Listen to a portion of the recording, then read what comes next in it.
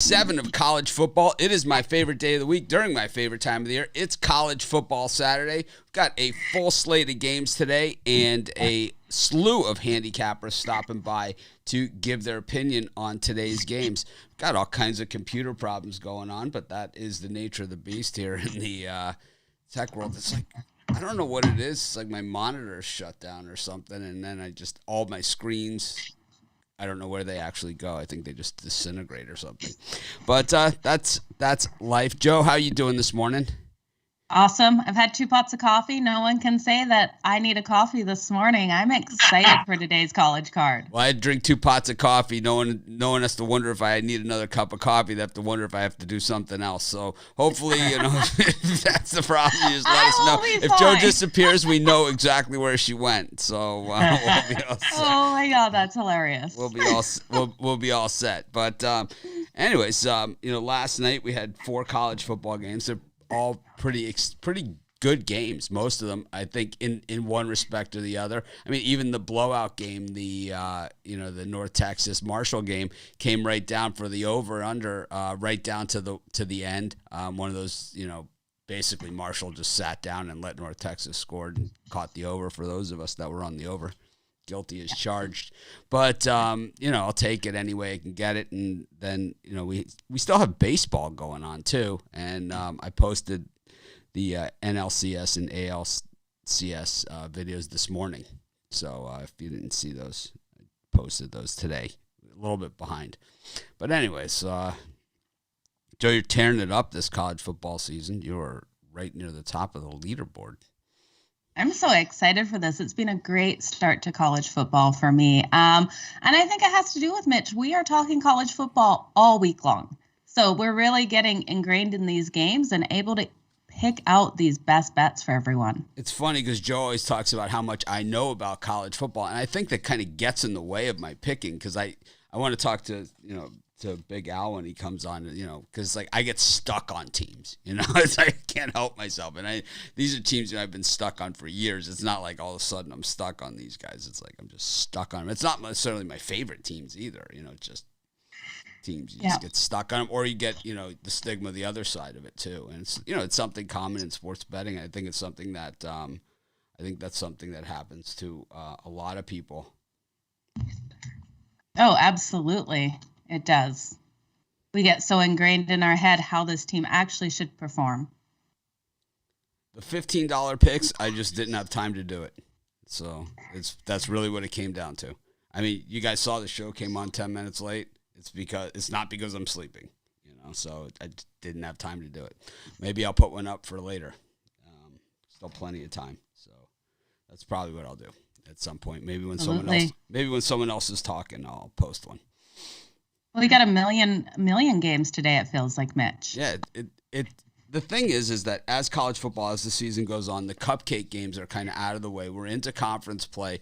There's some teams still playing out of conference games, like we have Wisconsin against Army, games like that. But for the most part, it's big guys against big guys, and that's the way that it kind of should be in college football. I never really understood how they look at overall record and then they say, this is what they do every year in college football. And it's like, everyone knows this is my favorite day of the week during my favorite time of year and all that other stuff. And, but the thing is that they do this every single year. I mean, every single year they do this, right? They play these cupcake games, then they start looking at records, right? Even though it's not an apples-to-apples comparison. Michigan plays 70 home games a year. It's like Florida plays 70 home games a year.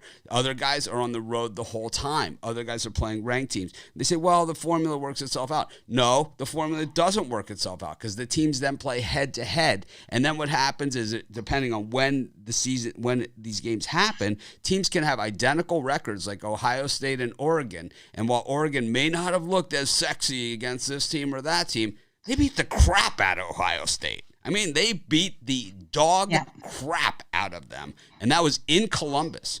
No excuses, yet Ohio State 4 places ahead of Oregon in the polls with identical records.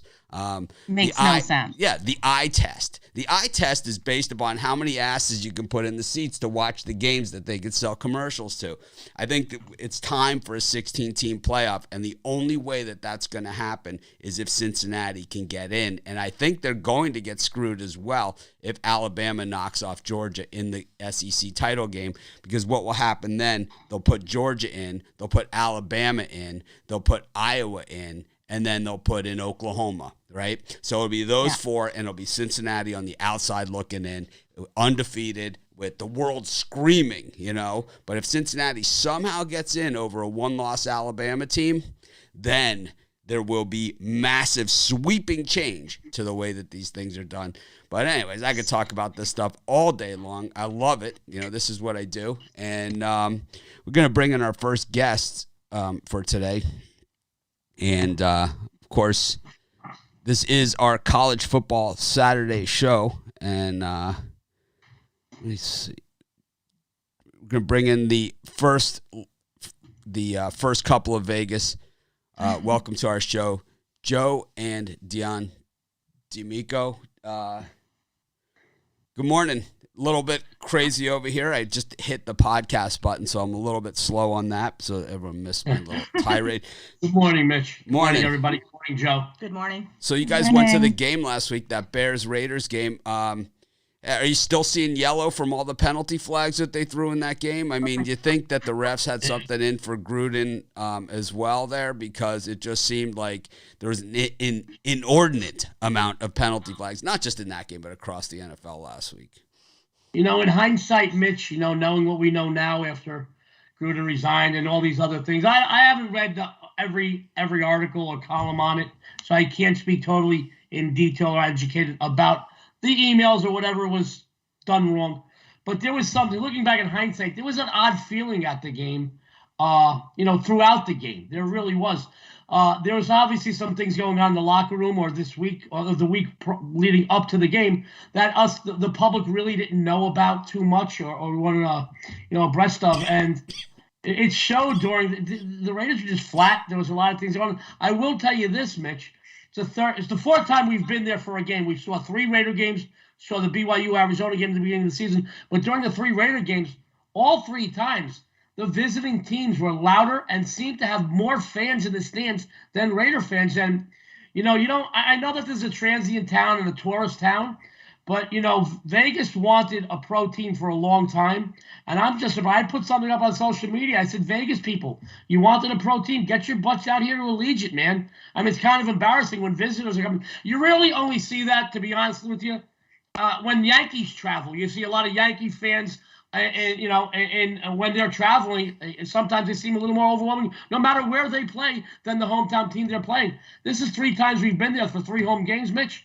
3 times the visiting fans seem to. I'll tell you what, there were more Bears fans there than there was Raider fans. I would say there was probably about a good 70%, I think, of the stadium was Bears fans. Well, I mean, everywhere you looked. I grew up in a tourist town as well in Miami, and growing up a Hurricane fan who were never really a very good team, it was pretty often that opposing fan bases would buy season tickets to the Hurricane games just to be able to get tickets, because they knew that a large contingent of fans would be going to Miami in November to go watch the Sooners beat the crap out of the Hurricanes, and so they would buy, an entire season tickets. It was cheaper than them scalping tickets, and then they would unload the other tickets to the other fan base, headquarters or booster clubs, to do the exact same thing.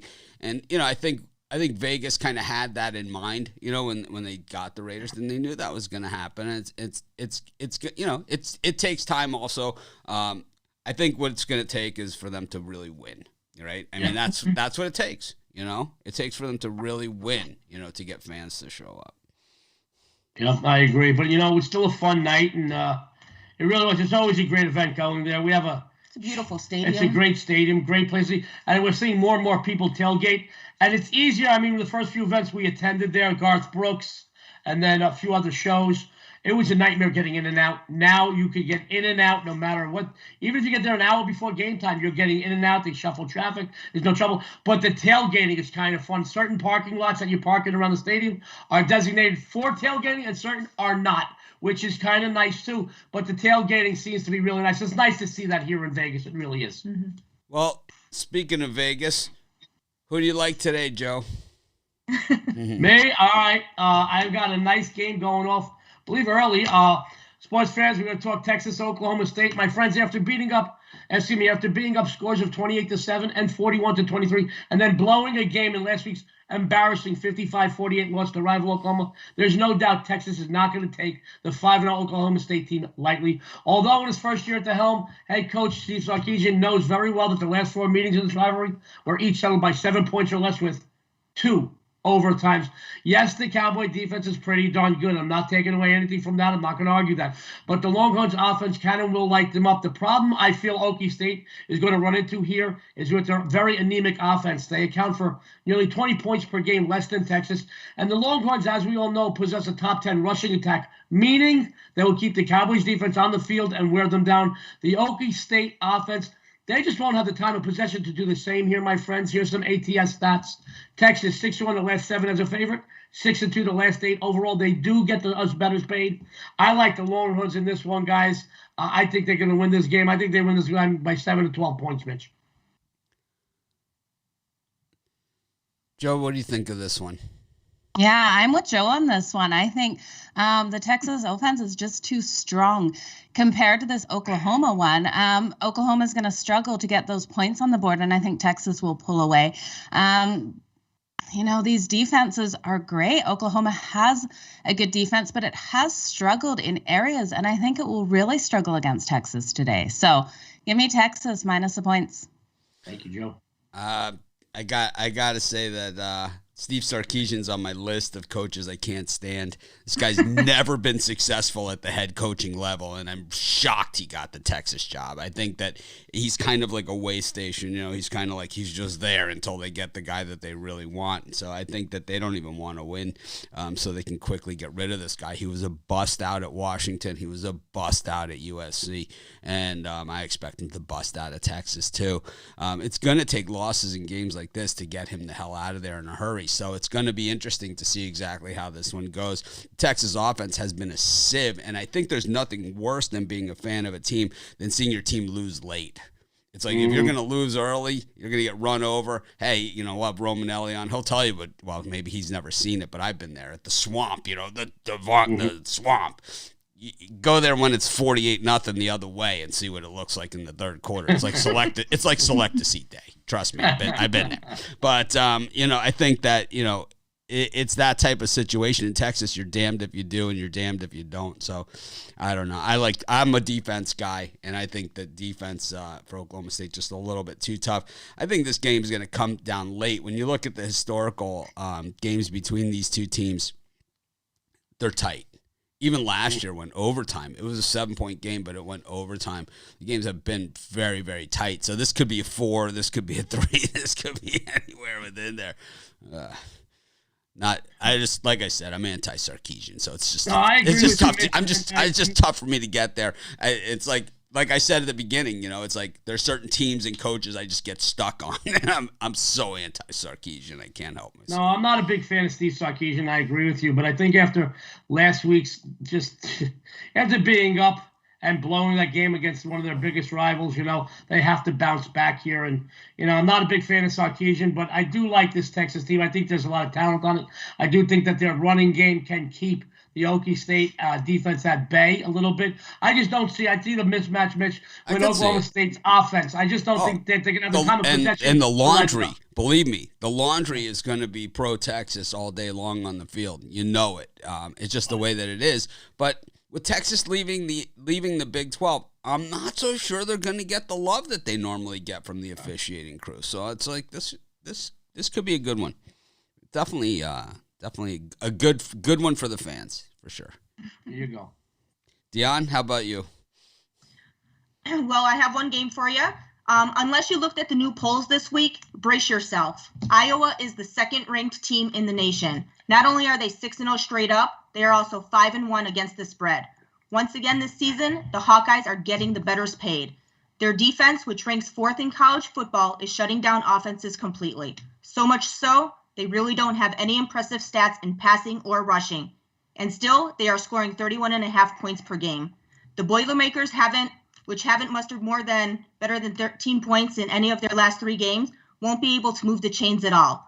They are 0-7 ATS the last 7 in conference play, 0-6 the last 6 following an ATS loss, and 2-8 against the spread the last 10 overall. So I'm going to play Iowa here.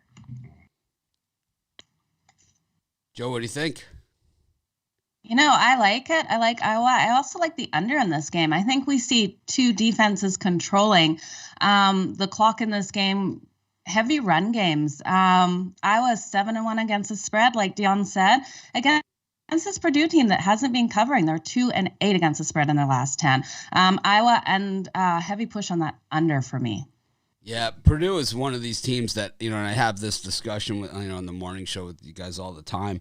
And it's a team where the numbers might not show them as a public dog, but they're a super public dog in this game. Purdue is super public.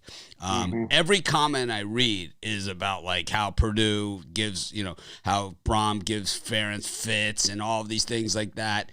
Yeah, you start hearing stuff like that, I just start betting the other side. Even though it was tough for me to get to Iowa in this one because obviously they have the momentum, they have the public backing, they have all of those things, and plus 11.5 points in a in a conference game. But and Brom's record against Ferentz. But the issue is that you have a very public dog here in Purdue, and that is death.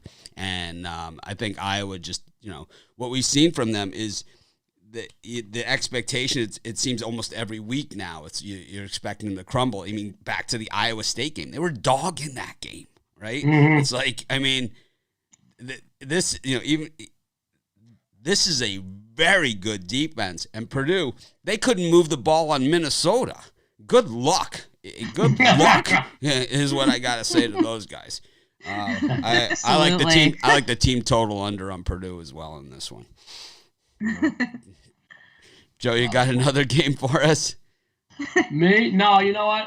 Just the one? I had a game I wanted to give out, but the line moved on it so much that I put it up as a premium play this morning. I've got some things on the board I can tell you about if you want, but I do want to say, Mitch, I don't know if you realize this, but being our fearless leader, today is National Bosses Day, and we wanted to say Happy National Bosses Day to the boss in charge. But I want to make one more point, though, Mitch. If you notice, that between Dion and myself, I'm the one holding the coffee cup that says, like a boss, just in case you want to see. So she may be beating my butt in college football this season, but I'm still the boss in this house. That's all I wanted to say. Dion, if you could just take your phone, turn the camera on when you guys come off the air. I just want and throw that one on my YouTube channel. I could use the 10 million views on that because that I think is going to be. We'll see the who's the boss discussion from the D'Amico house. Absolutely. I plead the fifth on this one, buddy. I'm not touching that one. I don't think Dion cares what the mug says. Anyways, we appreciate you guys as always. We'll see you tomorrow morning for NFL Sunday. Thank you very much. That was Joe and Dion.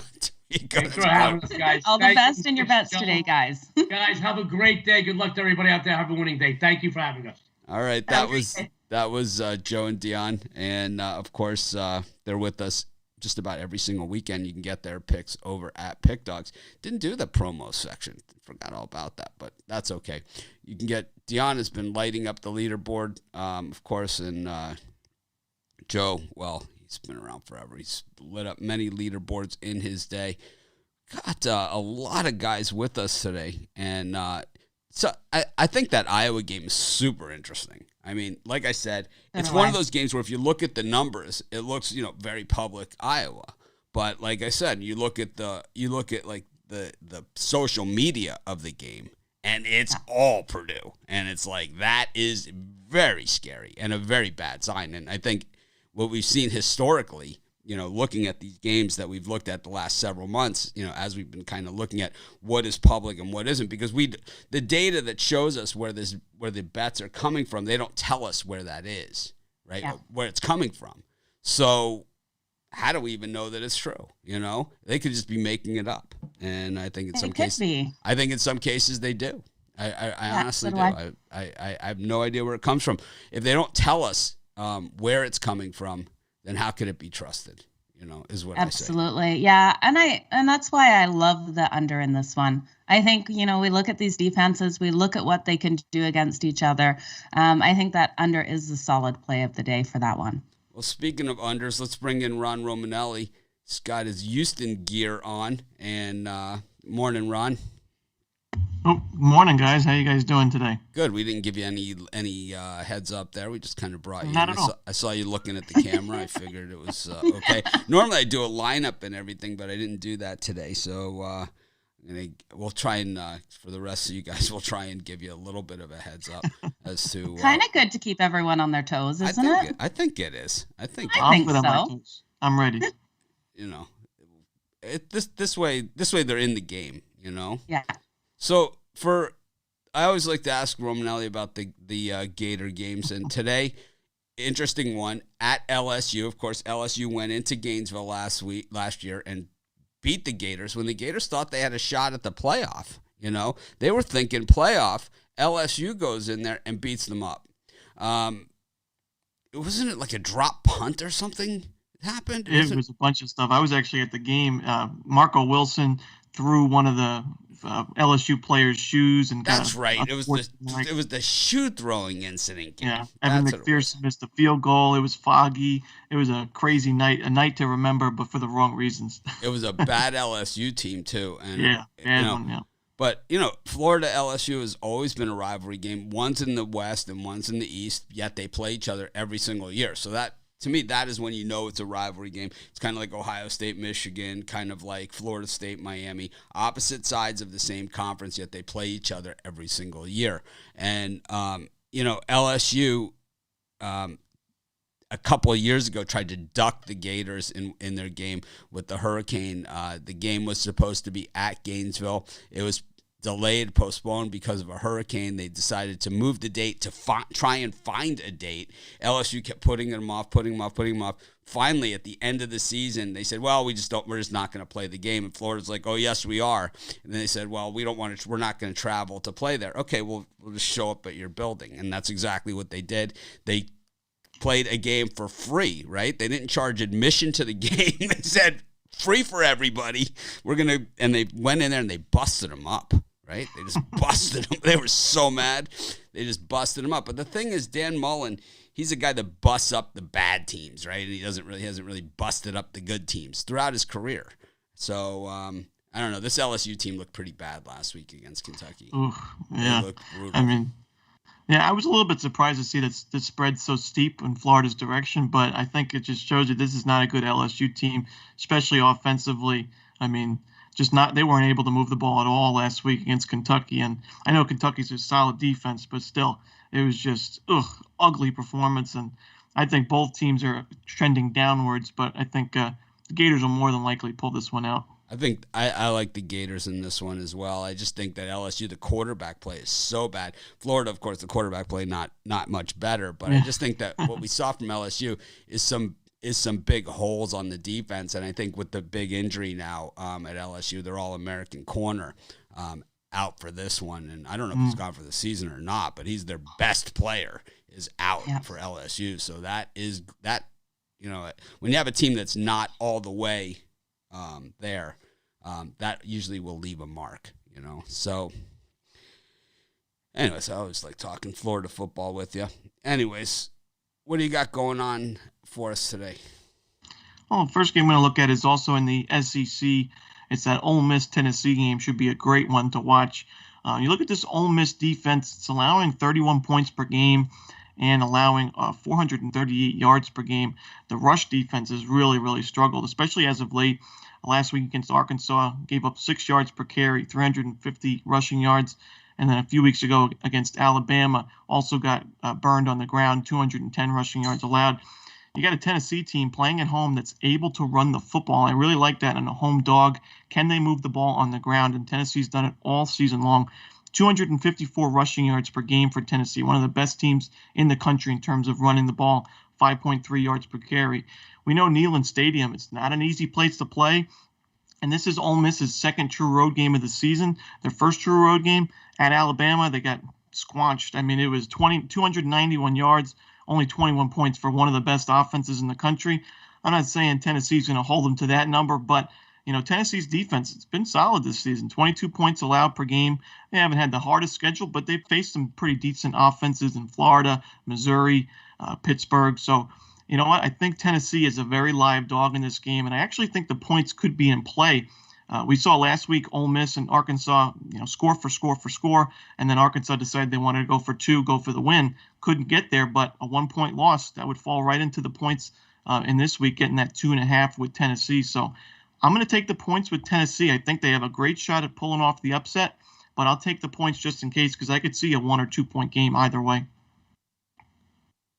Joe, what do you think? Yeah, I'm with you, Ron. This one is going to come down to a last possession kind of game. It scares me taking either side in this one, especially when we look at Ole Miss against Tennessee is 4 of 5 covering that spread. So I have a kind of lean on Ole Miss, but if Tennessee can get the ball in their hands for that last drive, Tennessee will come out and win this. So this is one I'm staying off. It's too close of a spread in this one. In a high-scoring offensive battle. So I'm off it, but best of luck with Tennessee. I can see them absolutely pulling it out, and there's value there. Yeah, I love Neyland Stadium. Just a disclaimer here. It's one of my favorite places to see college football, and some of the nicest people in all of college football. Just great crowd. And it's like, what does it hold? Like 110, 120, something like that. It is massive, and yeah, rocky. It's a gorgeous stadium. Oh, it's unbelievable. To drive there through the Smoky Mountains, it's just unbelievable, right? It's crazy. But anyways, I think that this is going to be a hell of a game, and I think when you have a total in that, I don't know, was it with 14 touchdown range? Something like that. It's in the 80s. Yeah, 82, sure. so it's at 11. Yeah. So just south of 12 touchdowns. Yeah. I don't know. I like the over. It's like it just seems they put out the big number. And the thing about this one is we saw, last week, Joe and I each did a pick at the end of the show. I gave out the over in the Ole Miss Arkansas game. It was 100 and something, right? But I think that this game has that type of potential too. I do. I think that Tennessee is definitely headed in the right direction for the first time in a while, and it's been a while since Tennessee's been relevant, probably since 98, right? Maybe 1998. When Peyton Manning graduated at 97, so it's probably 98, the year they won after Peyton Manning left, right? T. Martin's team won the national championship. I would say, college football is better when teams like Tennessee are good. I hope Tennessee wins. I'm rooting for Tennessee, but I really think it's an over game for me. Yeah, it should be a great game, and I just think the points could be in play. It's just just like last week when I came on here, I took Virginia. It was just like a score-for-score kind of game, but getting any kind of points in those types of games, even at home, especially at home, I think there's some value there. So it may not be the prettiest one if you don't want to watch it because you're nervous with the bet. That might mean you don't want to watch this one because Ole Miss could go up, early. Just like we saw Texas last week, 28-7. You're thinking, oh, I got that one in the bag, and then Oklahoma comes out. Not only do they win, they cover the spread. So, this could have that similar type of game, but should be a good one in the SEC. Absolutely. And as soon as Tennessee's run game can work out where those holes are in Ole Miss's defense, they will add the points to the board too. So it's going to be a fun one. I think definitely tight. You have another game for us, or is... Yes, I do. I got one more in the Mountain West today. It's Colorado State and New Mexico. Look at this Colorado State team. Horrible start to the season. They lost to an FCS South Dakota State, a pretty good FCS team, but not, no excuses there to lose by almost 20 points. Then they lost to Vanderbilt, another bad loss for Colorado State. Looks like the season's going to be over right away. But they go out to Toledo, a tough MAC team. They beat them 22-6. Then they go to Iowa, obviously top 4 ranked team now, and they are actually leading 14-7 at halftime in that game at Iowa. They only lost by 10 points and held Iowa to 278 yards. So the defense really improving. Then they go back home. They play San Jose State, another tough team, tough defense. They put up 32 points against San Jose State, beat them 32-14. So this Colorado State team improved mightily over the past few weeks. Their defense has been fantastic, allowing less than 300 yards in each of the last 3 games. The offense is doing it on the ground. They've been getting 200 rushing yards or more in 3 of the last 4 games that they've played. And you look at the opposite side, you got a New Mexico team that had a pretty decent start to the season. They played some weak teams. Houston Baptist and New Mexico State got wins in those. But at Texas A&M, they got shut out 34-0. At UTEP, 20-13, they lose. At Air Force, 38-10, they got blown out. And then they got blown out last week, or the last game against San Diego State, 31-7. The offense has done nothing, especially on the ground. They're not doing much in the running game. The defense has given up the run over 200 yards rushing the last 2 games. This is just not a good New Mexico team facing a Colorado State team that's improving every single week. I don't know how this line is so low at 11. I could see Colorado State winning by 3 touchdowns, at least 2 touchdowns. So I'll lay the points with the Rams at Colorado State. It's not really a tough home environment for New Mexico, so I'm not worried about the road game. I'll lay the points with Colorado State. Joe? I'm with you, Ron, on this one. You know, we have 2 offenses that really have struggled for both these teams. Both teams have struggles on the defensive side as well. But plain and simple, the Rams are the better team. Paper-wise, eye test-wise, everything. This team is going to come out. They're going to be able to run the ball against this defense that is terrible against the run. Give me the Rams all day long to get this done. New Mexico also hasn't been covering the spread. They haven't been playing well at home. They're just not a team I'd put money on this season at all. I'm with you guys on this one. I gave out Colorado State in my pick dogs parlay. And I feel pretty confident. I kind of regretted giving it out there because I should have given it out as a premium pick. I just loved it. So, I think Colorado State all day and twice on Saturdays. Like it. What do you got for sale today, Ron? And today we got a locked and loaded card, a juicy college football card, and also a pretty hefty NHL card, off to a winning year in the NHL. But today, you can get my top 6 college football plays, and I also throw in my NHL play of the night. All 7 plays for just $45. It's about $6.40 a pick. Can't beat that price. Having a good couple days, the past few days. NHL's starting to heat up, and today's going to be a big day in college football. Really liking the card today, so join me at Pick Dogs Premium, and we'll put some money in your pocket. All right. Well, good luck to you, Ron. Of course, we appreciate you, and we will see you tomorrow. I'll see you guys tomorrow. What's up with Good luck, the Houston gear? Yeah, I got to mention it. So, last week Houston took on Tulane, and I had the over in the premium area in that one. And it was looking pretty good the whole way, but Houston started to pull away. And the game script kind of forced me in a bad spot where Houston was just chewing the clock, running the ball. And it didn't look good. It looked like they were just going to, ease the game out and it was going to go under the total. But with a minute left, they had one more play that they were going to run before they were going to start kneeing the ball and just end the game. But they had one more run at it at the 35-yard line. And Alton McCaskill, my favorite person in the world, he got the ball. And obviously Tulane's going to stack the box and just try to stop the run. But he juked one man and had open field. He didn't pull a Nick Chubb. He went right in the end zone, touchdown, cashed the over. And right away I went online, bought my hat and my shirt. Big Houston fan now and love Alton McCaskill. So that's why I had to represent the Cougars today. Go Cougars. Go Cougs. All right. Well, there you have it. That's my story, and I'm sticking to it. It's a nice story. We have we appreciate you coming on, Ron, and of course we look forward to seeing you tomorrow. That was Ron Romanelli. Now, next we're gonna have Jovan Burtz. Give him a little heads up there. Something that we haven't been doing a great job at on this show. But Joe, so far, a couple cappers out. Anything jump off the page at you here? No, nothing's really jumping off the page at me after talking to these guys. We've got some great games, and I'm excited for the ones that they've covered. Couple I'm looking to stay away from, but it's going to be a fun day of college football. I'm a little bit mad that I didn't give Colorado State as a premium. I'm kind of I didn't either. I'm kind of a little miffed about that because I really like that one too, and so oh well. It definitely is a great one. So you guys jump on that. Yeah, I lost my window, but now I've found it again. I'm having some difficulties back here today. Yeah. So I tell you, sometimes I do the same thing. I don't know where they go. Just disappear. It just what would happen is I came in and all my screens were blank. I have like a bunch of monitors, on my desk and all around and everything. And I came in and everything was blank. So it happens some days, but we've got Jovan with us now, and here he is. Jovan, welcome to the show.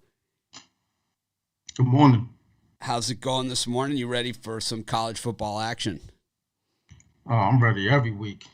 Well, Jovan lives in the Boston area, and I got to say, one of the nicest areas in the country around this time of year. The foliage is usually off the chain. How's it looking right now? Is it starting to really turn up there? Yeah, leaves on the ground, colors galore on the trees, the leaves falling off, the cars, filled up with leaves, that sort of thing. We don't get that here, so it's kind of it's just a different world. We just have colors all the time, bright colors all the time. Keep rubbing it in, Mitch. It's okay. Don't worry about it, Joe. It's all good. At least it's not cold yet here. I always say, you guys just stop worrying about me. Really, just don't worry. I'm gonna be okay. But anyways, you'll make it through. I really like today's college football card as well. So what have you got going on for us to get things started?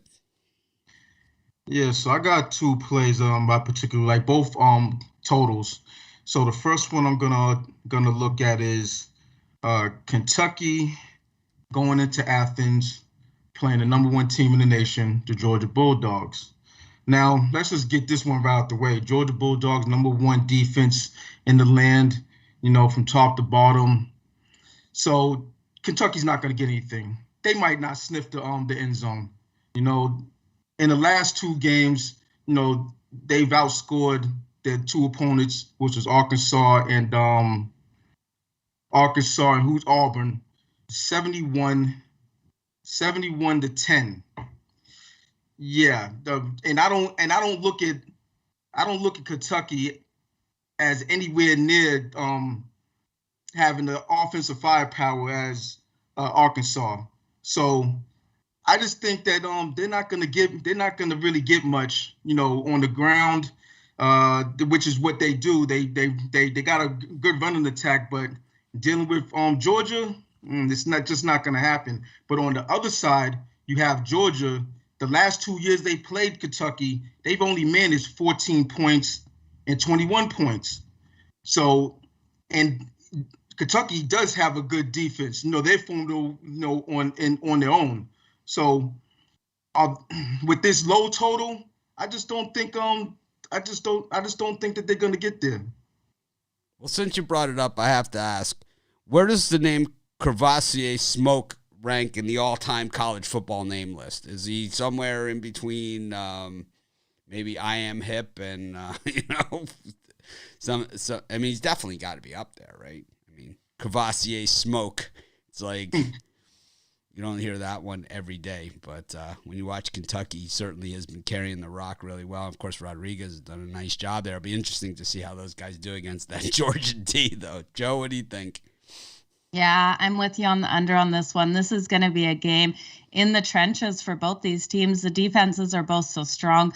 Georgia's only allowing an average of 5.5 points per game for their opponents. Kentucky is still phenomenal as well at 17.5. This is going to be a strong, heavy defensive game where, these teams are going back and forth, limited scoring. So give me the under. this one comes down to the short field for me. It's like whoever can create that shorter field is going to win and cover this game. I think Georgia's going to win the game. I just think it's a matter of how many points Kentucky can score and how many points they can keep Georgia from scoring. Obviously, if they can create a longer field for Georgia, it's going to make it a little bit tougher on them. One issue with Kentucky is that under Stoops, their first 6 games, they've been really good. And then the last 6 games, they have not been very good. And then they usually will play okay in the bowl game. So it's like we need to watch out for that as well. But this should be a great one between the hedges. I have no play in this game, that's for sure. Not going anywhere near this thing. But I will be watching as a fan. Absolutely. You got another game for us as well, or just one today? Yeah, well, we're gonna stick with the SEC. You know, I kind of like the SEC. You know, betting. I just like the way they play. You know, mostly defense, but you have some offensive teams. You know, so we're gonna tackle this Ole Miss and Tennessee game. You know, I'm looking at the total on this one, and contrary to a lot of people, I'm on the under in this one. You know, I think when you're dealing with 2 high-powered offenses, you know, everyone expects from the opening kickoff for it to be scoring.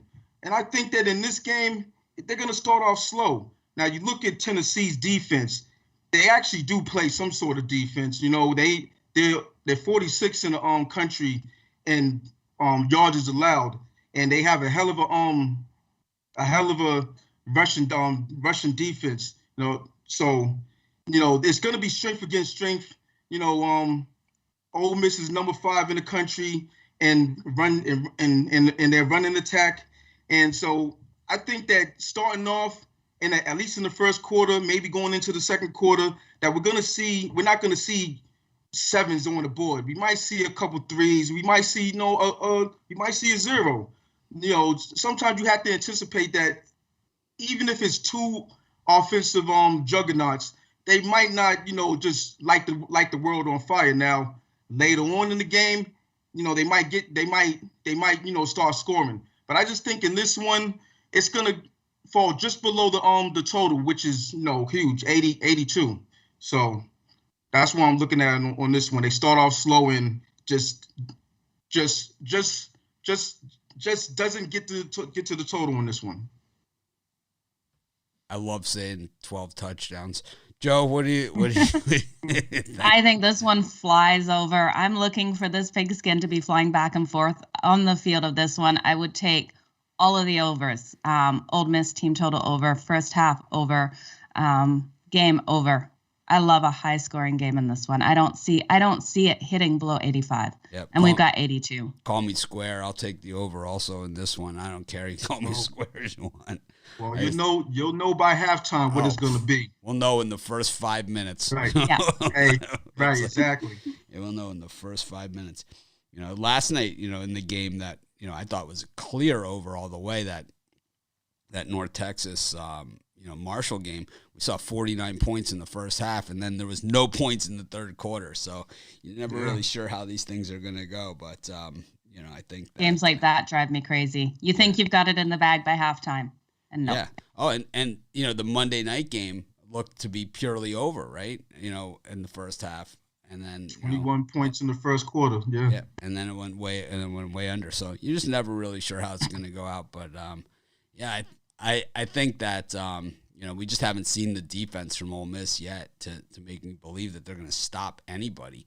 And maybe if Tennessee tries to go, you know, at a more deliberate pace, but I don't even think they know how to do that either.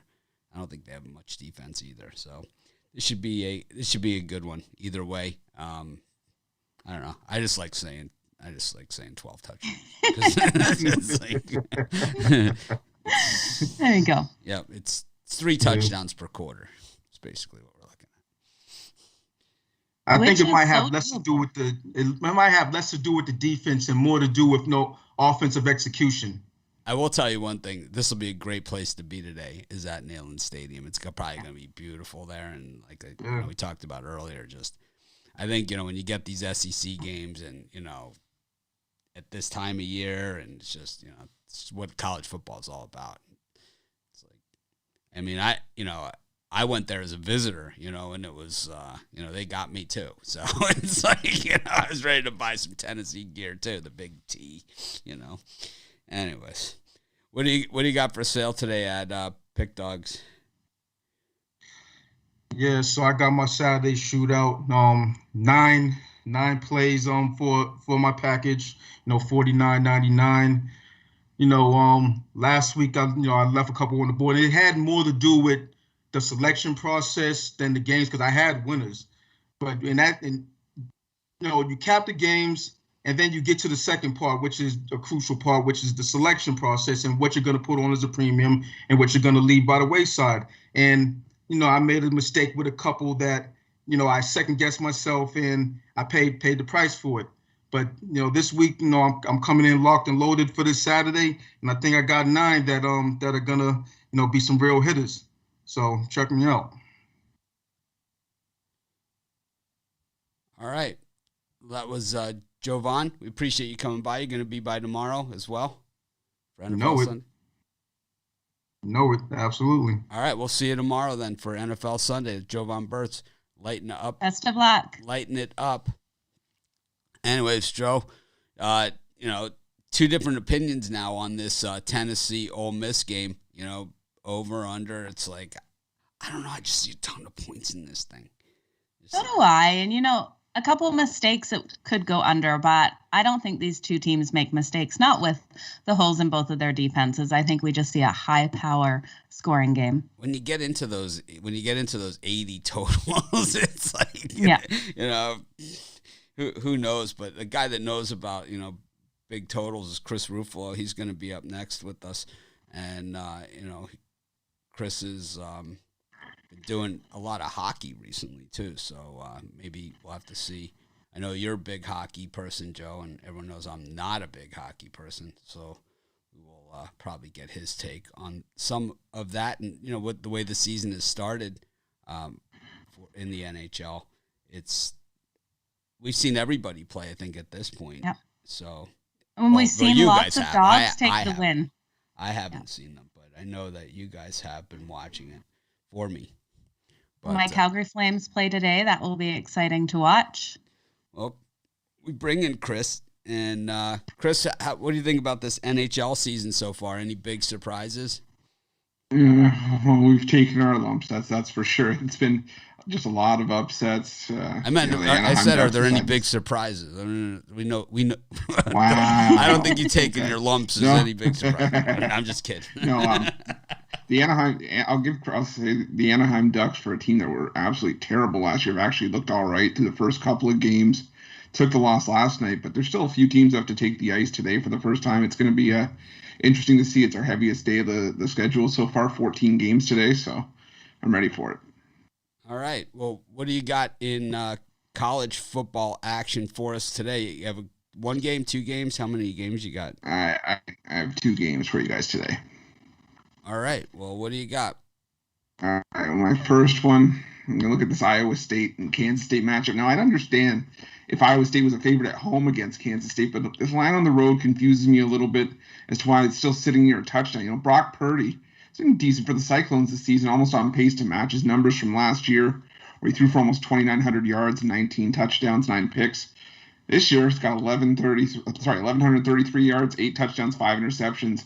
But 7 of those touchdowns came against UNLV and Kansas, who are combined 0-10, with 179 points for and 403 points against this season. The rest, 56 of 86 passing, not bad, but with 1 touchdown and 4 picks, and with that touchdown, 3 interceptions coming against Iowa, who's one of the best defensive units in the country. And numbers like that, I don't think they're going to fly against the Kansas State team with a pretty good pass rush. It could throw Purdy from his rhythm early on. Skylar Thompson threw for 320 yards a couple weeks ago, but the caveat was that he couldn't run the football, so you give him an extra week to rest up. With Bill Snyder Memorial Stadium, one of the more underrated home environments, I think, in all of college football, not just the Big 10. The Big 12, excuse me. I think Kansas State has a chance to win this one outright, but I'm taking the points.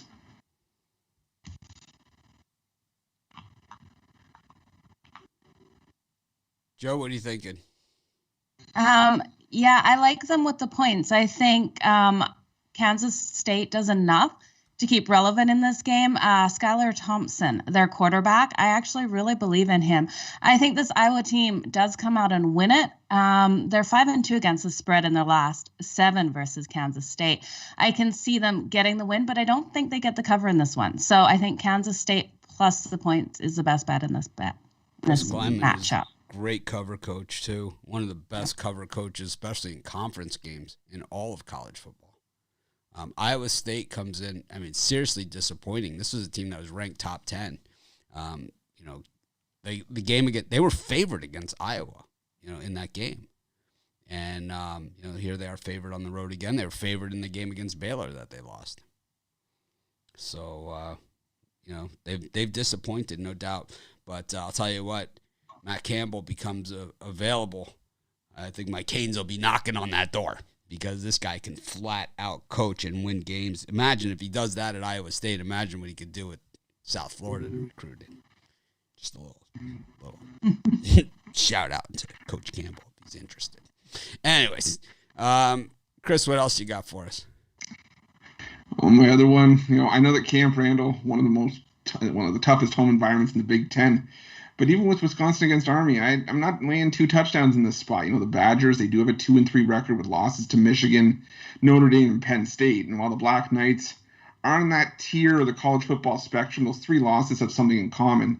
Wisconsin's struggling to run the football compared to their 2 wins. You look at the 3 losses, 43 rushing yards against Michigan, 74 against Notre Dame, and 174 against Penn State in a 16-10 loss, which tells me that they were getting the field position but just couldn't punch it in when they needed to. The 2 wins against Illinois and Eastern Michigan, 391 rushing yards against Illinois, 352 against EMU. It tells me that the key for Wisconsin's success and is going to be running the football successfully, and against the top-ranked rush defense in the country, that's going to be tough to cover, let alone cover 2 scores. But Army, an option offense predicated on running the football, obviously, against the second-ranked rush defense in the country. Man, it's going to be tough. Whoa. Did you say predicated? What? Big words here. Those are too big of words for a Saturday morning. Yeah, I was using my word of the day calendar. The big words. I was using my word of the day calendar. Yesterday, it was cookie. No, I'm kidding. I think it's going to be tough to cover 2 scores. We talk about the pass. Army, still respectable, 60th in the country. And they're not getting beaten that badly to the air. Bottom line, I think this is going to be a black and blue game. You guys talked about that Ole Miss Tennessee game. This game starts half an hour later and probably finish half an hour before. I think there's going to be just that much running the football. I wouldn't be surprised if both teams finished under 20 points here. I don't think it's going to be pretty or flashy, but I'm taking Army in the points. I will cut him some slack. He doesn't have Jake Luton anymore. Joe, what do you got? Yeah, I'm with you on this one. I think we're seeing a low-scoring game, and Army plus the points would be my best bet in this. This is one that I, thought about putting as a premium play, because I really do think Army is undervalued in this, and I think the spread should be tighter, but it didn't make it. Wisconsin is a good team, and if they find the holes in Army and are able to get more time of possession, they could cover this, but I don't see it happening. I think Army covers with the points today. Yeah, I'm going to take a Ruffalo on this one, because I just think that, for me, Army is just they're a possession team and a keep away team and 4-down team, right? It's like they don't punt; they just go for it. 4 down, 3 yards, 3 yards, 3 yards, 3 yards is the way that they do it. But Wisconsin is just big, right? So they can lean on a team like this, and if they can do it back to them, and then they do get Army into that 3rd down where they got to punt, or even worse, a passing situation, right? It's not going to be good. I don't know. Paul Chris is such a jerk. I could see him even, pounding a military school, It's like these guys that, thank you for your service, right? It's like, how about like a few years ago when Navy played at Ohio State? It was like they had to send out memos before the game to all the season ticket holders and fans, like not to boo Navy when they run out of the tunnel. Come on, And I think it's going to be similar here with Paul Chris, and, I know Camp Randall, another, great place to see a game. And, I've talked about the kettle corn before, but I think that, this one is one I'll probably be staying away from. I just think that I could see Wisconsin leaning on them and going 35-0 here too. I could see it going either way. I could see Army, because Paul Chris is such a bad coach. I could see him coaching his team into like a 17-10 type thing. But at the same time, I could see 35-0 also, type game. So it's just, I don't know. Other places I'd rather be. Chris, what are you selling today? Today I got my Shotgun Saturday 7-pack.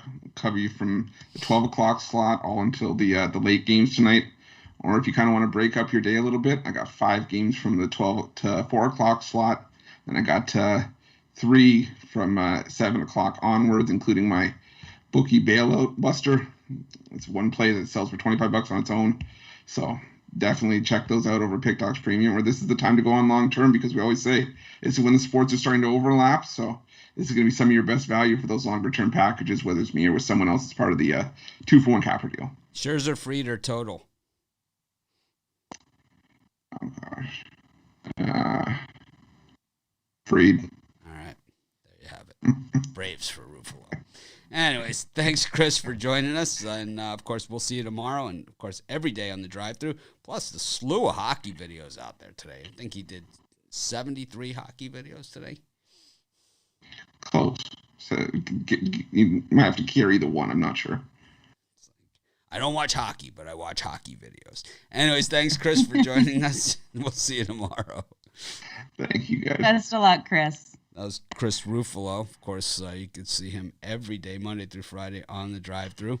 And, of course, on those hockey videos. Plus, he does soccer videos, too. We didn't even ask him about the soccer. Oh, I didn't know he did soccer he as does well. soccer. He does it all. He does it. Soccer is just one sport. I don't handicap because I can't watch it. Like hockey I for get me. so bored watching soccer. That's like hockey for me. Yeah. That's like hockey for me. It's just a tough. I think, and the thing is, I love watching hockey live at the arena, but like on TV and stuff, it's like, I don't know. It's just, I can't follow the puck. Well, did you like it when they used to have the puck like glowing? No, I don't. They had a red line following it and stuff? No. That was awful. Yeah, I hated when they did that. It was terrible. But I think that, for me, it's just, I think when you see it live and you have you're up a little bit, you see the plays develop and the whole strategy all come together. It's a lot different than seeing it on TV where they're like, who in the hell even knows what's going on? It always looks like they're magically in position. The play just happens. It's kind of, I think, because that's such a big part of hockey. Is the way the whole play sets up, and you lose that on TV. Yeah, you absolutely do. It's weird. I had never seen live hockey until I went to college, and then I went to a hockey school. It was like, oh really? Yes. Oh, that's interesting. Oh, yeah. BU always in the contending for the national championship, always. Anyways, I love it. Bring in Rod Zawacki. Rod, how are you today? Helps when you turn your mic on to the on position. Good. Now it's on. I'm doing good. Morning. Morning. We were just talking hockey behind your back. Nice. Any surprises for you so far this hockey season through just a couple of games? Well, the only surprise for me is how bad the Rangers have been. I figured that they would come out and start the season a little better than what they have. But it's still early. It's only 2 games in. Still 80 more games to go for a lot of these teams. Some of these teams are just playing their first game today. So lots of hockey left to go this season. Well, what do you got? Are you a Rangers fan? Sort of. He's got a banner behind him. So that's usually the dead. It's when the bandwagon's roll and Rod is there. Everyone knows it's like, back up the bandwagon, pile Rod in. But Rod, what do you got for us today for a pick? Well, first we're going to go with, we're going to start off with the Baylor game. Baylor and BYU. For me, this Baylor team's pretty good on both sides of the ball. The under, probably not a bad bet in this here, but I think Baylor gets the win by a touchdown. You look, Baylor 4-1 their last 5 games, straight up 8-2 their last 10, following a straight up win. They lost their first one there, and then they bounced back and got a nice beat down last week. Gary Bohannon, the quarterback, completing 66% of his passes. He's got 11 touchdowns, no picks. Thrown for over 1,300 yards. He's got a nice couple of running backs with Smith and Ebner. I like Baylor here today. BYU, they're 1-4 their last 5 off of straight up loss. So I think BYU loses again. Give me Baylor in this one. Joe, what are you thinking? Mitch, this is one we keep talking about all week, and I know that you prefer Baylor over BYU, but I'm sticking with BYU in this one. I think both of these defenses are super strong. I see a tighter game in this one, and taking BYU plus the points, especially with them being on the road, I think is the best way to go in this. They're 4-1 against the spread in their last 5 on the road. I don't see this being a blowout by Baylor, and I've been on Baylor a lot this year. I love what I'm seeing out of them, but I think this BYU team keeps it tight. Baylor's not generally a blowout team, and that's the truth. But they've played a much tougher, they've had a much tougher road than BYU, and BYU kind of middle of the pack as far as I'm concerned. So that's why I've been more on Baylor in this matchup. I think BYU, when you look at them statistically, they're, like I said, middle of the pack. I know they beat Arizona State. I think that was their best win of the season. But last week, they got punched in the mouth. I mean, they got the call of all calls to go up 10-0 on Boise. And once that call happened, Boise just, I don't know, something lit a fire under them. And it was game over. And BYU had no answers whatsoever. I mean, nothing. They could not punch back at all. And I think Baylor's going to hit them even harder. So I think they might be in some trouble here. But that's just me. Rod, what else you got for us? Well, another one I've been sticking to. I'm going to go with Washington State here. Stick with the Cougars, playing Stanford. Both teams 3-3 on the season. Both teams 3-3 against the number. But Washington State's 3-0. ATS their last 3, and the Cardinals just been awful.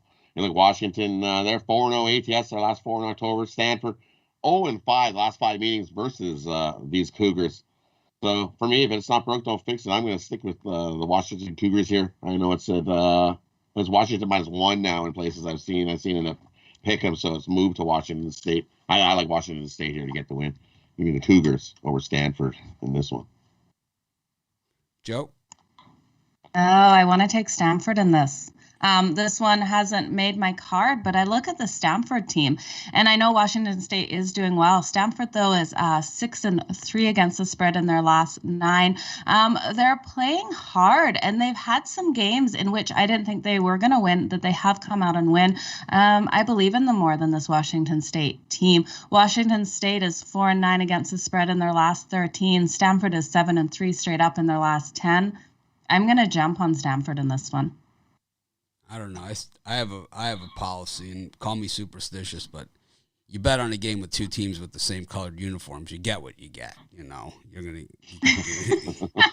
I mean, I learned it from that Syracuse Auburn Sugar Bowl, the 10-10 tie. It's like I think that this is just one of those games. I could make an argument either way in this one. I like Washington State. I like the way that they played last week. Stanford, I think, has been more hot and cold. We saw them, beat Oregon, and then we saw them get slaughtered by UCLA. We saw them get beat by Kansas State in the opener. They just got absolutely clobbered, So it's like, who knows what's going to happen? Of course, Nick Rolovich, also one of the worst cover coaches in all of college football for Washington State. So a guy that I like to steer clear of, So once again, like I said, 2 teams, same color uniform. I'll just use that as my out. Same color uniforms. I'm out. Hey, you don't see me here talking about the TCU Kansas State game either, right? It's like when they're playing. It's like, there we go. Like, what is the odds of purple and silver being used twice? I mean, in the same conference, it's like it just doesn't happen. I love it. I learn something new about you every day. Rod, what are you selling today at Pick Dogs? For me, over at Pick Dogs today, I've got a nice 5-pack, my Super Saturday 5-pack. All day Super Saturday. Got you covered in college football. You get all 5 of my best bets over there. Or you can get my 10-star NHL slap shot play We're 3-0 on that one. And keep it rolling. You can get it singled over there by itself for $15, guaranteed winner. Jump on over to Pick Dogs Premium and scoop it up. We're gonna have a big day off a nice 3-1 day yesterday. I'm excited. And I don't know what Chris talking about. That Puck Dogs package has been rolling. We did take our lumps in the beginning, but we won our last 3 and we've been rolling right along. Jump on over and grab that too. That'll make you some money long term. Jump aboard. Hockey's not a bad bet. Abso-freaking-lutely. Better than the lucky penny. Anyways, thanks, Rod. We'll see you, of course, for our premium show later on today. And, of course, we'll also see you tomorrow and every day here on our live show. Thank you. Have a good, wonderful day, and let's get some winners. Well, Joe, Best of luck, Rod. Joe, just a couple guests left to go for today. We've got Al McMorty up next, and then, of course, Brian to bring us home with I don't know. We should come up with like a nickname for Brian, like All Smiles. Brian, like we ran a nickname contest for Brian, and it was always like Brian the Sharp and Brian whatever. But I think it's All Smiles, you know. It's All just, Smiles? Yeah, something like that. What do you think? Well, you guys leave in the comments what should Brian's nickname be. I don't know if we want to do that. Okay, don't it all leave depends in if the he's comments. winning or losing, right? I mean, it's like it's almost unfair. But let's bring in Al. Al's been red hot lately. He had a little cold streak, but he just bounced right off the floor, and he has been on the heater ever since. I don't want to jinx him too much, but Al, how's it going? I think you just jinxed me. I don't think so. I was saying we'll find out tomorrow morning, right? I've been saying, all along today, and you ever get stuck on a team like for years? It's like they either did you dirty or they've done you well in the past, so you just get stuck on them. Are you able to just wipe the slate clean? Like I've never gotten stuck on a team. I never think, oh gosh, that team screwed me 3 weeks ago. I can't take them. That's my mindset. Thank God. I mean, because I know a lot of guys who are like that. They get burned by a team. They're like, oh, they're off my list or whatever. But there's a lot of guys, and thank God I've not fallen into that. It's maybe my clients sometimes wish I would have fallen into that, but when you keep going back to the well and taking that dog shit team, but no, that's just not the way I operate. No, it happens, and it's like it doesn't happen to me all the time, but I have a few where it's like this ECU quarterback right now. I can't stand him. I just can't. I've got a good friend who refuses to play on Urban Meyer. Yeah, so. It's just you get into these things. I have Sarkisian as another one of my guys, but. Joe, what were you going to say? I cut you off there. I was going to say that's Kansas for me, and it's also Jared Goff. So those two, kryptonite. Yeah, Jared Goff, you do have that thing, that anti-Goff.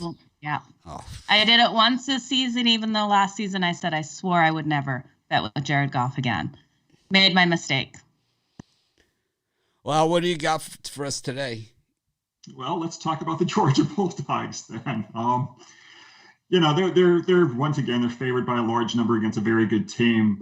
Both Kentucky and Georgia are undefeated this year at 6-0. Coincidentally, they're also both 5-1 against the spread. That's really where the similarities end. Georgia has the number one defense, historically a great defense, in the country this season, giving up just 5.5 points per game. They're not only number one this year in defensive scoring, they're also number one in point spread differential. They're covering the spread by an average of 14.66 points per game, the only team above 14 in all of college football. And that's Kentucky's 8.1, so that's 6.56 less than what Georgia's doing, against the spread. So Georgia's just a much superior team than Kentucky. The relative scoring margin between these two teams is also pretty high, 20.83. So that explains why this number is sitting at 21.5 points. A lot of people look at the number and, their eyes bug out. They think, Kentucky's undefeated and all. But when you look at the relative scoring margin, you look at the points for a differential, it makes a lot of sense, even when Georgia, might be playing with their second string quarterback once again. I'm going to take Georgia minus the points in this ballgame and go against the undefeated Wildcats. When you take a look at how double-digit road underdogs do when they've got a really good win percentage, when the win percentage is 857 or better, and that's at game 5 forward. Those teams have covered just 37% over the last 42 years when they're playing an opponent off a straight up win. Georgia's also pretty strong in the category of playing winning SEC opponents. When Georgia's favored in the ball game, they're 29-15 ATS, including 6-1 ATS if their opponent is undefeated in SEC conference play. I'm laying the 21.5 with Georgia. Joe? Yeah, I absolutely love it. I think Georgia's going to have a fantastic day. And I'm loving this under again to you guys. We're going to have such a battle in the trenches with this one. And I think Georgia comes out on top. They are the way better team. Their defense is holding teams to 5.5 points per game on average. And I think Kentucky is really going to struggle to score. I haven't loved the Georgia quarterback situation, and I do like the running backs, but I think the offense is average. I think the defense is one of the best I've ever seen. Probably the best defense since 94 Miami. Really, it is that good. And maybe or 2001 Miami. Either of those two. It's as good as those. And Kirby Smart, the thing is that he loses a ton of players to the transfer portal every single year too, which is pretty amazing. And that just shows you how many top recruits this guy gets. I think this one's going to come down to field position, though. It's a ton of points, and it's a lot of things. Kentucky's got the two running backs, Chris Rodriguez, Crevassier Smoke. That they've done a nice job, but they haven't played this defense, either. So, I don't know. It's for me. I understand Georgia's been crushing the spread, but I don't know. I think it's going to come down to field position. We'll know early. If they do what they did to Arkansas and just come out and bust them up, it'll be over in a hurry because Kentucky will have no answers. But they have a big physical quarterback. They've got two good running backs. I don't know. To me, it's a pass, but I see it. What else do you have for us, Al? Oh, let's go over to the Mid-American Conference. Last week, Western Michigan. This game to me was a head scratcher. It came out of nowhere. They were favored by 13.5 points against Ball State at home. They were upset 45-20.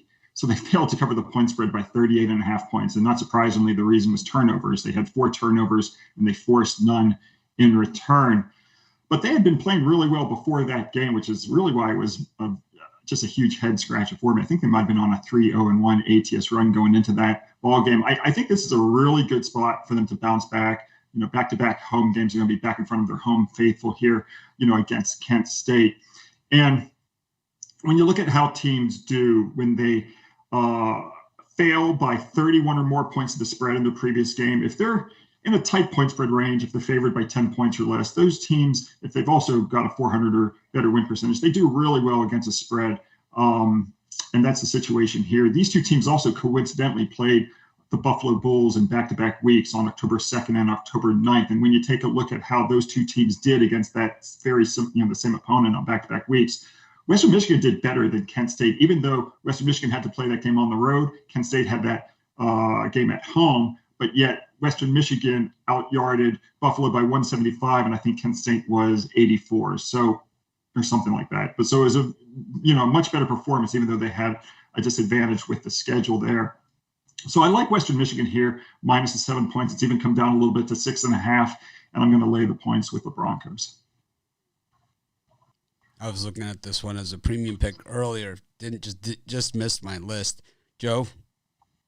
Yeah, I think home field advantage is going to be huge for Western Michigan in this. We see them; they do play well at home. They're 2-1 in their last 3 games at home. They also have a really solid defense, and I think that's going to be the key stopping this Kent State team in this matchup. So I like them to cover those points. Yeah, Kent State. Have you seen their Go ahead. Oh, Joe, have you seen their defensive splits at home this year?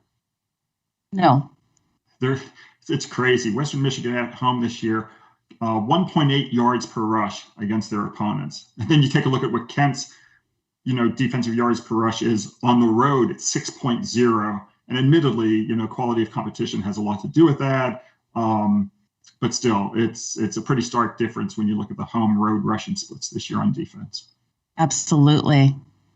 Yeah, I looked at this one too, and it's the same thing, like you said, that Western Mich way better at home, and I think that some of their overall statistics are a little skewed also because they did schedule up like a lot of the MAC teams did. So I think they're a better team than what the numbers show, and I think that they haven't played. I think over the course of a 12-game season, those numbers smooth out, but over 5 or 6 games, they're still showing that Michigan game, and which maybe they were a little in. I don't think I really, going back to that game, I don't think that they were in over their head. I think that they maybe played like they were in over their head. I think they didn't. I think in order to take down a big team like that, you got to take your shots, and I don't think they did. But just well, they've had a nice season, notwithstanding that game last week. So hopefully they bounce back today. So over at Pick Dogs Premium, we've got 8 plays today in college football. I've also got 1 play in baseball at the moment. I'll probably add a 2nd baseball play after we hang up here. And then I've got 3 NFL games for Sunday. A lot of big plays this week. And I've got my NFL game of the month. We hit our NFL game of the month in September on the Ravens against the Chiefs. I've also got my 2nd college football conference game of the year going today. We hit our first one with our SEC conference game of the year on Georgia against Kentucky. We're 31-12, our last 43 college football conference games of the year, so don't miss that one. And we've been on a nice roll, as Mitch mentioned earlier, 43-16, our last 59. Had another sweep of the board yesterday with San Jose State and the Houston Astros. So the best deal of all, of course, is to join for a week or a month and also to team you up with one of the other champion handicappers here at Pick Dogs under the 2-for-1 handicapper special. Any comment on what you think the official sports book of the NFL's position was on Monday night's game on the total or the side? I can't even. All I'm thinking about is Saturday. Remind me what happened on Monday night. Well, there was a team is down by 8 and they go for 2, and in a spread, the spread happens to be 6.5. Okay, so this is a true story. So I was watching the game on my computer. I wasn't watching on TV because I was working. I'm watching on my computer, and obviously, game theory says you go for when you're down 14 and there's a short amount of time left in the game, you go for 2 on the first touchdown because you have 2 bites at the apple. And if you get it on the first bite, then you win the game with an extra point. So game theory says you do go for 2. So I'm watching on my computer and I've got Philadelphia plus 6.5. Yeah. And I'm thinking to myself, like, oh my God, I hope this freaking coach understands game theory and goes for 2 here. And I had no idea what was going to happen. I'm just watching it. Like, is it going to say extra point? Is it going to say 2-point conversion? Is it going to, and then it pops up 2-point conversion converted. I'm like, oh, good. The coach understood game theory. But so that was, but it's not it's not like what the all-time great coaches have done. It's like down by, because they weren't down by 14. They were down by 8 with an extra point pending. They weren't down by 14. They're down by 8 at that point. When no, that's not the point. The move is when you're down by 14 and you score a touchdown, you always go for 2 to cut it, because if you fail, you're down by 8, and then if you're going to need the second touchdown anyway, because you're only going to have 1 more possession. So it's in a game where you have only a few possessions left. You do it because there's only 2 opportunities to do it, and if you fail to get the 2-pointer on the first one, you get it on the second one, and you have a much better chance to win the game that way because you can avoid overtime with the extra point if you succeed on the 2-pointer on your first one. It improves your chances of winning 13% from it's a huge play to kick to go for 2 on that first initial touchdown when you're down by 14. I'm kicking the extra point there, it's home. It's not even close. That's one of the biggest things, and everyone understands that now. In fact, I think I was talking about this with Larry Ness. I think as far back, he told me this was happening as far back as maybe year 2000 in college football. He said a coach did that, and he told me that, and because I was talking about how this has happened over the last 5 years. He saes, "Oh no, even back they in used to not have overtime in college football, so that's a different thing. College football overtime only started. We went over this. Like the NFL only started the 2-point conversion in 1994. I think it was. We looked at it, and then the college football overtime only started not that long ago either. College football overtime started. Let me see. college football overtime? College football overtime started in 1996. Yeah, so it hasn't been around that long either. Started, I think, 1995 in the bowl games. Yeah, Right? because I was at the '84 Orange Bowl when Nebraska went for 2 instead of going for the tie, and also I mentioned that 2 teams same color playing each other. Syracuse Auburn, they tied in the Sugar that one year, and of course, famous. Yeah, but if you've got a 50% chance of making the 2, then you can do the math and you can realize that how much of an advantage it gives you by doing it, because at the end of the day, you're going to have a 75% chance of having 2 successful. I'm sorry, you're going to have a 75% chance of not being in a worse position if you have a 50% chance of making the 2. I'm kicking the extra point at home.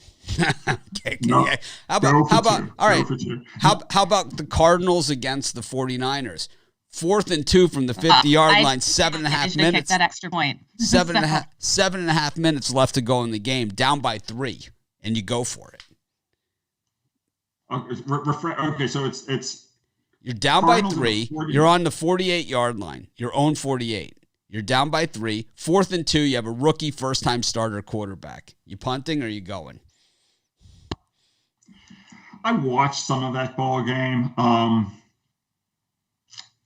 I didn't see that play. They went for it. The Cardinals got the ball at the 50-yard line and threw a touchdown like 2 plays later to DeAndre Hopkins. I had the loser in that game. I wish they probably would have not gone for it. Oh yeah, I never saw the play, but I just think you see more going for it now than you ever have. You do, and it's because the rules are so skewed to the offense. That the coaches feel that stopping them or getting a 3 and out is just so difficult. I understand. Well, I also think you're rewarded in a lot of ways by being aggressive too. I mean, it's not just the rule. Well, the rules play into it. You have a much better chance of. Well, we can pick this up again. We can pick this up again tomorrow. Yeah, we appreciate you. We appreciate you coming by. Of course. Thanks, guys. Big Al on an absolute heater.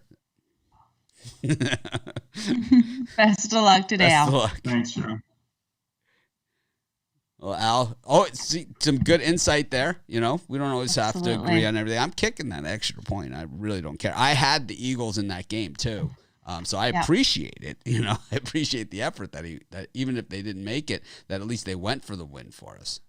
But yeah, for sure. I did too. Didn't make a lot of sense. So we're gonna bring in Brian, always our cleanup hitter here on the show, and I'm sure he's gonna gloat about that Cal cover last night against Oregon. No, they did not. They did not get the win outright, but they did cover. They scored on their first drive, and I said they wouldn't score all game. So there you have I was going to say that Big Al said exactly what I said on Monday, that it comes down to mathematics, and it was a statistical right move. And it's always hard to follow legend Big Al, one of my favorite guys in the business, but he was right on it, and exactly what I said on Monday. It mathematically makes sense to go for 2. 14-point game in the fourth quarter. But anyway, that was one Monday, and we're on Saturday. Show us. Just show me your work on that math problem. Anyways, 2-point conversions are 49.4% successful. So 2 opportunities would give you a really. Anyway, we're not going to get into that again. Well, what do you got for us today, Brian? As far as a free pick, maybe you'll like my free pick today, and easily it could have been a premium pick today. I'm going to take the Minnesota Golden Gophers at home here, plus the points. I rode Nebraska last week and just barely got a cover. As we've seen implosions as a regular theme here with Scott Frost and Nebraska Cornhuskers over the last few years. Minnesota at 3-2 has not had the greatest of seasons, but we saw Nebraska go to Illinois to start the season as a pretty big favorite and crap the bed. Minnesota has not covered a game at home this season. I really feel this easily could have been one of my top plays of the day. Golden Gophers 4-0-1 against the spread last 5 conference games. Minnesota is also 31-15-5 last 51 games as a dog. I think Minnesota has a chance to win this game outright, but I like to play it safe. I'm going to take the points here in the Golden Gophers. Well, we know you like to play it safe. Yes, I do. Joe, what are you thinking? She's frozen. But no, Joe, what do you think of Nebraska against Minnesota? You know what? I think Nebraska's quarterback is too tough for this Minnesota team. I'm going to have to go with Nebraska in this one, and I think it's going to be an under game. What we're seeing out of Nebraska, the totals finished under in 9 of their last 11 played on the road. I think their defense is solid. Their offense is solid.